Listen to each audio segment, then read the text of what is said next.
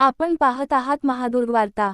वन्यजीव सप्ताहानिमित्त सर्पमित्र, पोलीस व पत्रकार यांच्या संयुक्त विद्यमाने सापाचे पुनर्वसन।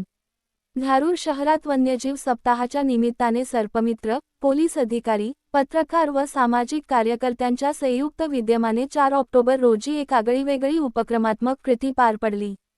शहरातील शेतकरी दत्ता धोत्रे यांच्या शेतातील जागलीवर एक विषारी साप आढळून आल्यानंतर सर्पमित्र निमेश चिद्रवार यांनी तत्परतेने घटनास्थळी धाव घेत स्पेक्टॅकल कोब्रा या दुर्मिळ व विषारी सापाला सुरक्षितपणे पकडले। यानंतर वन्यजीव सप्ताहाचे औचित्य साधत त्या सापाला नैसर्गिक अधिवासात धारूरजवळील डोंगर परिसरात सुरक्षितरित्या सोडण्यात आले।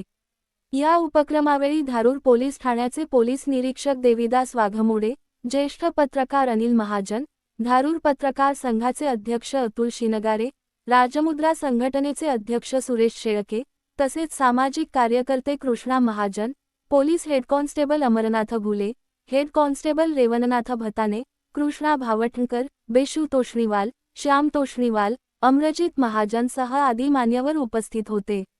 या प्रसंगी उपस्थित मान्यवरांनी सर्पमित्रांच्या कार्याचे कौतुक करत वन्यजीव संवर्धनाचे महत्त्व अधोरेखित केले। निसर्गातील प्रत्येक जीव हा पर्यावरणाचा अविभाज्य भाग असून त्यांचे संरक्षण हे प्रत्येक नागरिकाचे कर्तव्य आहे, असा संदेश यावेळी देण्यात आला।